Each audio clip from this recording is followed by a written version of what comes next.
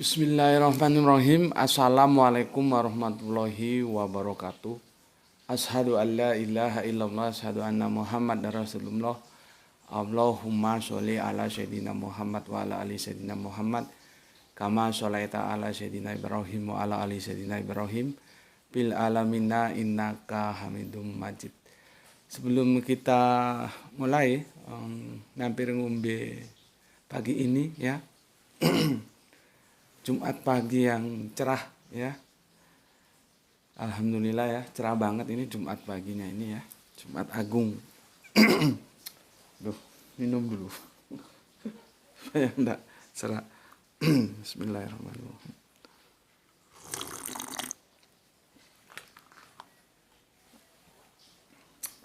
Kopi morning. Jumat Agung yang cerah ya.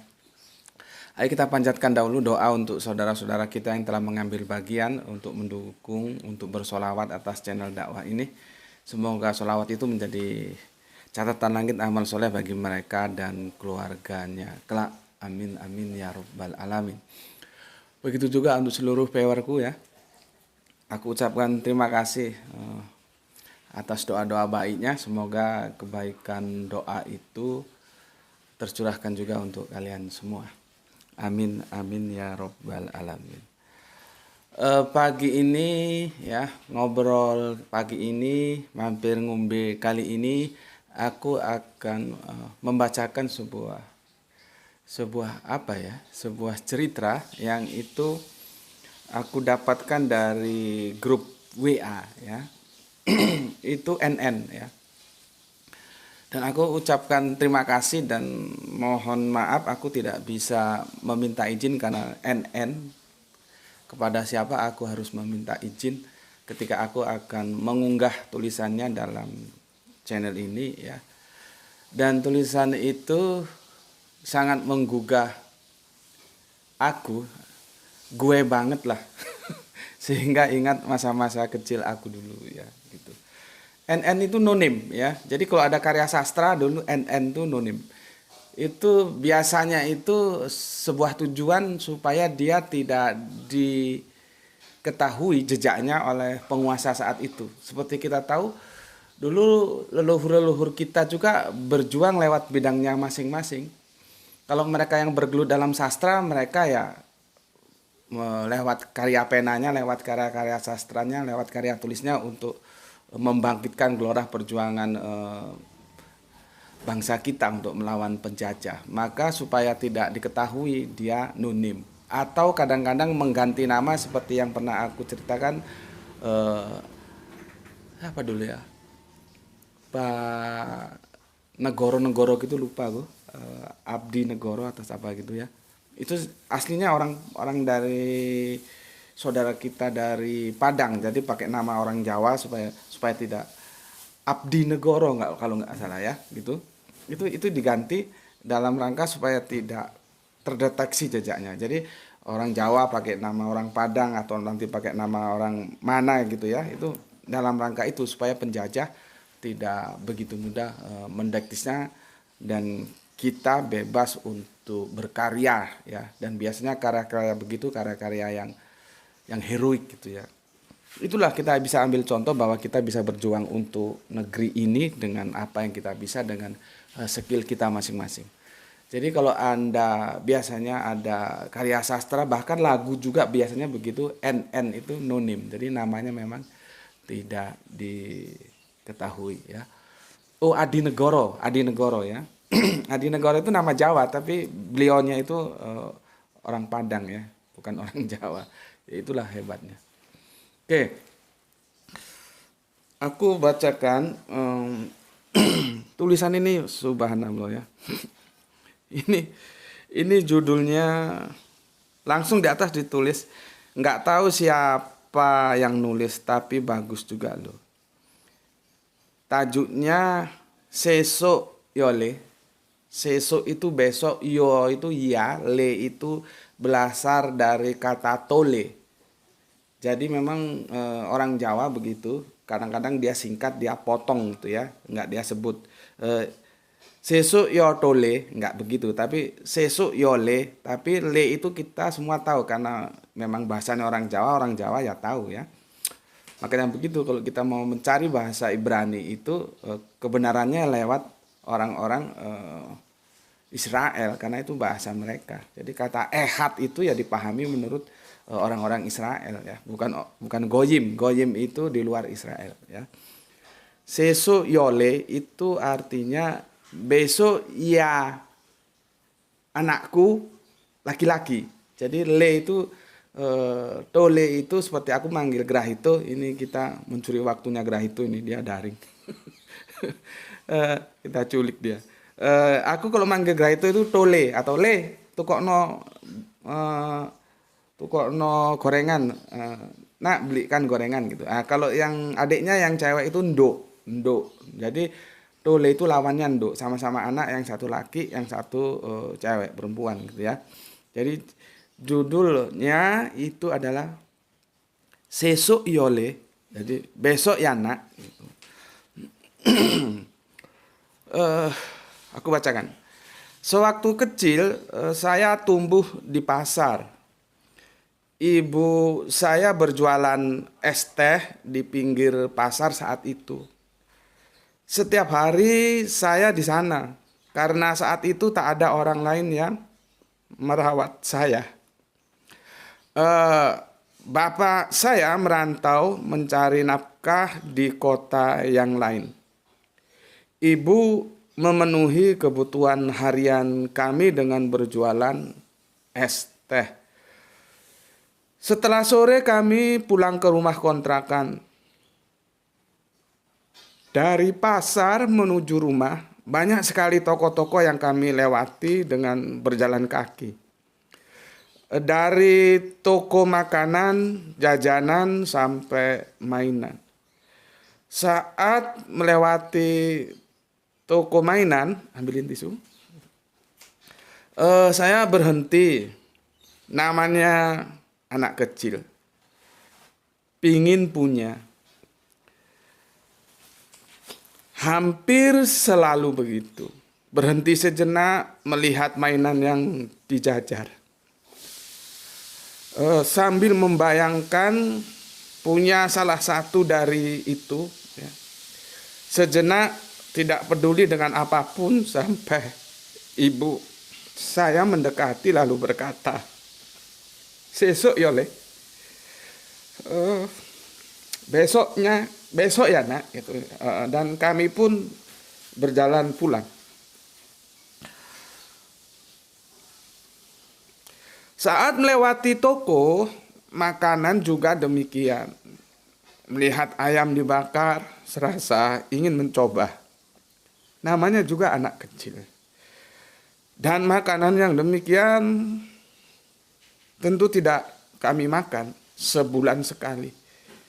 Dan lagi saya ingin, dan lagi saya terdiam dan melihat. Sampai kemudian ibu saya datang mendekati dan berkata lagi, "Sesuk yole." Dan kami pun berjalan lagi. Melewati toko jajanan pun juga sama. Saya berhenti saat melihat barisan cikibol yang dipajang di etalase toko. Dan lagi kalimat ajaib, "Sesuk yole," itu bisa membuat saya berjalan lagi.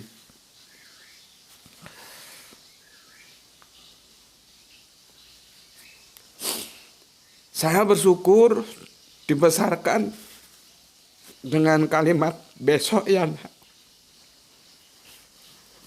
Karena kalimat itu sudah mengajarkan saya untuk bersabar. Mengajarkan bahwa tidak semua hal harus dimiliki saat ini jika memang belum mampu. Meskipun sekarang saya baru tahu bahwa kalimat itu terucap karena memang ibu tak cukup punya uang untuk membeli apa yang saya inginkan. Kalimat itu juga menyadarkan saya sekarang bahwa ibu saya begitu hebat, luar biasa. Seandainya saya tidak dididik dengan kalimat sesuk yole, mungkin saat ini saya akan menjadi pribadi yang tak sabaran, pribadi yang tak mengenal rasanya menahan diri, bersyukur dan berani berjuang. Sekaligus bisa menjadi pelajaran bagi kita semua di tengah zaman yang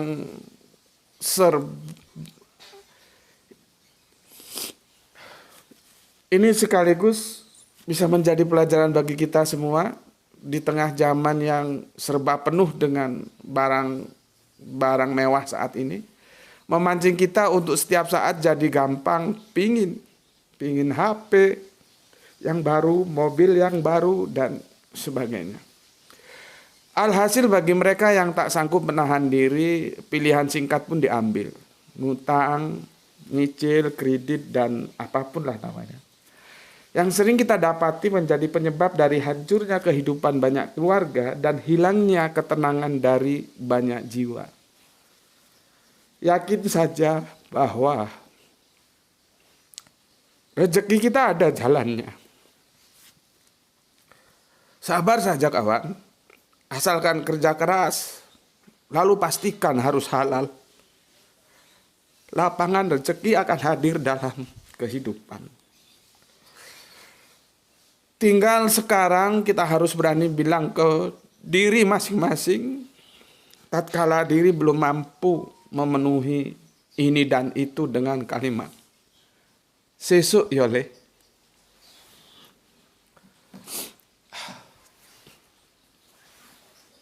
Ambilkan tisu.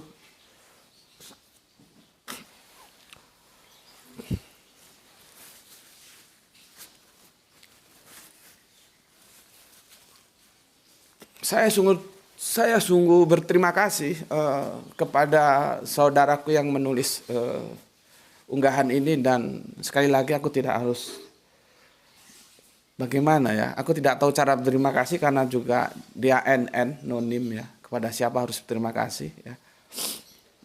Kisah ini mengingatkan masa kecilku di era tahun-tahun 70-an ya. Jadi bapakku itu, kami seorang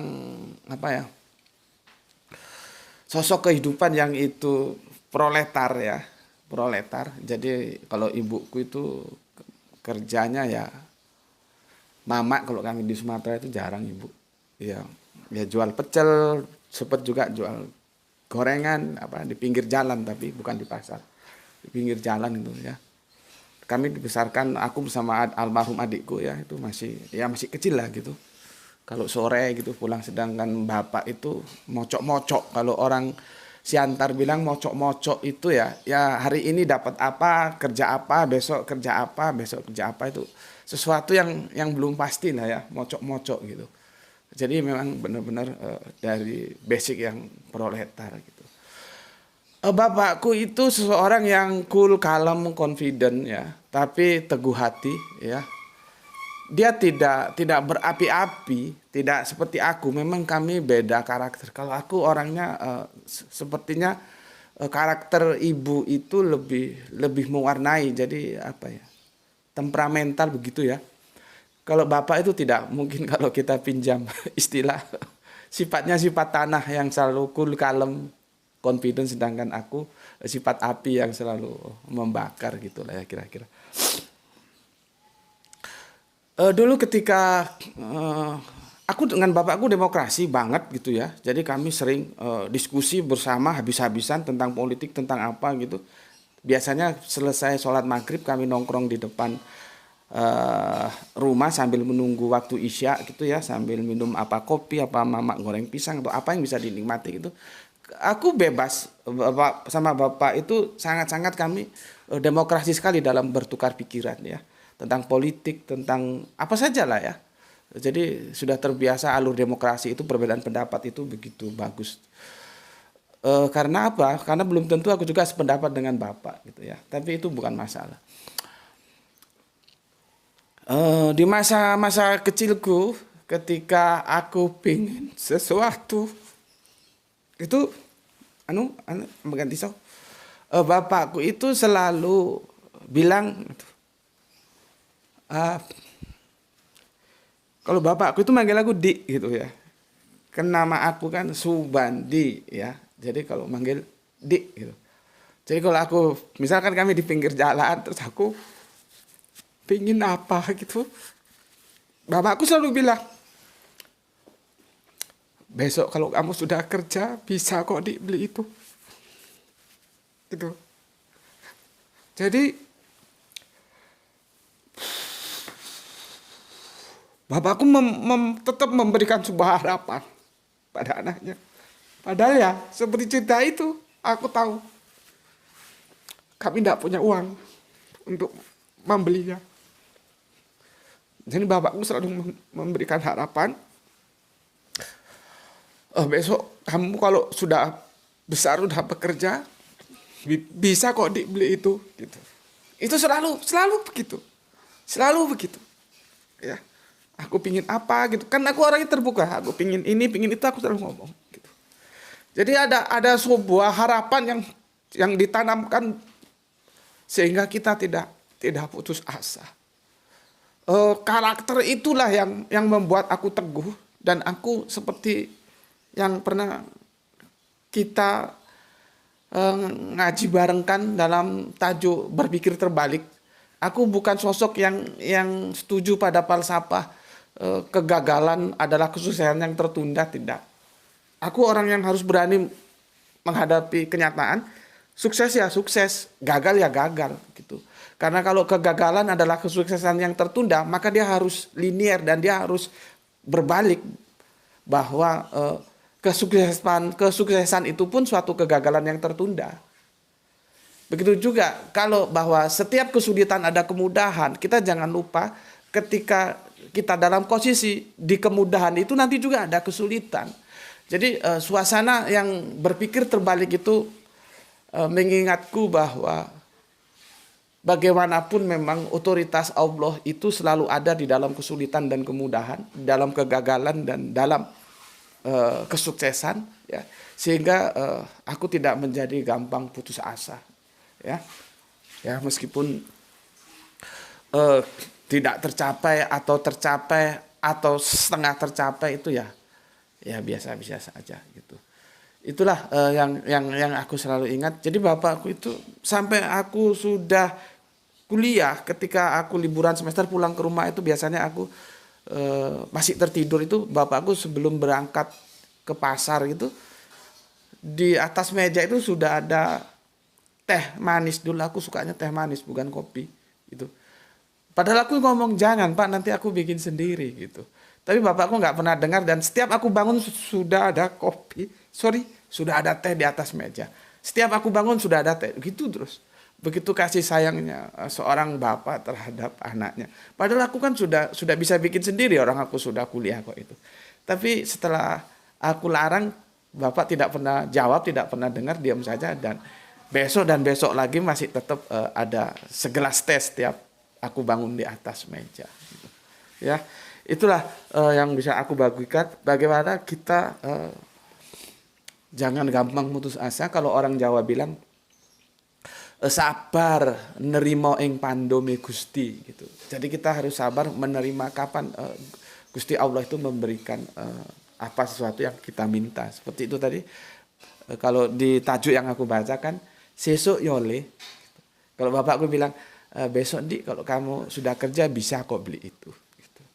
Oke, itu saja yang bisa aku bagikan untuk kalian dengan sebuah summary. Pertama, yaitu tadi sabar ngenteni pandumi Gusti, sabar dalam menunggu apa yang kita minta saat-saat kapan waktu Gusti Allah memberikan yang kita minta itu. Dan berikutnya, dalam suasana kita sukses, dalam suasana kita tidak sukses, di sana otoritas Allah tetap ada. Jadi jangan gampang melupakan Allah. Yang kedua, belajar hidup sederhana. Belajar hidup sederhana. Ya, seperti aku ini ya. Sekarang teman-teman yang selevel aku sudah MPP, mendekati apa MPP itu ya, masa pendekatan pensiun ya. Artinya secara ekonomi mereka sudah mapan, sudah punya ini punya itu begitulah ya. Dan kami sering ngobrol bersama. Ya itulah kita harus tahu bahwa contohnya begini, kalau kamu mau jadi katakanlah kamu mau jadi dokter gitulah ya. Ya tempuhlah apa saja yang menjadi syarat kita menjadi dokter. Misalkan kuliah kedokteran gitu ya. Karena kamu melihat oh jadi dokter itu enak ya gitu. Ya tempuhlah syarat-syarat apanya ya, syarat-syarat naturalnya, alamiahnya ya, syar'inya. Tapi nanti setelah kamu jadi dokter, itu belum tentu kamu seenak dokter-dokter yang pernah kamu lihat. Ya. Jadi begini, setiap usaha itu bisa kita tiru ya, tetapi hasil dari usaha itu otoritas milik Allah yang menentukan. Aku insinyur meniru orang-orang, oh gelarnya insinyur bisa jadi ini itu. Pada saat itu ya insinyur itu keren banget gitu. Kalau sekarang kan sudah jauh lah ya. Ternyata jadinya begini ya kita harus terima ya. Karena aku meniru insinyur seperti orang-orang insinyur itu bisa. Tapi hasil setelah insinyur itu ya, bagaimana dulu ingin menjadi, bagaimana menapak tilasi manajer 1 miliar ya. Ternyata gagal itu. Jadi tetaplah ingat kepada Allah dalam suasana sukses dan dalam suasana keterpurukan. Karena kita bisa meniru kerja seseorang tapi hasil tetap Allah otoritasnya yang berbicara. Oke, ini ngobrol kita di Jumat ini. Jangan lupa hari ini hari Jumat. Kalau kamu telah mengikuti kajianku, bila setuju, jangan lupa kerjakan kedua-duanya. Jumat itu perintah, kerjakan. Duhur itu juga perintah, kerjakan. Ya, lihat waktunya. Apabila sudah masuk duhur, ya kamu sholat duhur. Ketika sudah waktu masuk Jum'ah, ya kamu sholat Jum'ah. Karena duhur dan Jum'ah itu dua sholat yang tidak bisa saling meruksoh, tidak bisa saling menggantikan, karena tidak satu level. Ya, kecuali Jum'ah dengan Idul Fitri, Idul Adha itu satu level bisa merukso dan hadisnya ada karena sama-sama hari Id ya. Id pekanan Jum'ah, Id tahunan ada Idul Adha, ada Idul Fitri begitu. Ini bagi yang setuju saja, yang tidak setuju monggo di skip aja silahkan. Lakukan apa yang telah Anda lakukan selama ini. Oke, itu dari aku. Kita sudah mencuri waktunya Mas Graito ini ya. Semoga sependek apapun mampir ngombe kali ini tetap ada manfaat yang kita bisa peroleh. Bismillahirrahmanirrahim. Alhamdulillahirabbil alamin.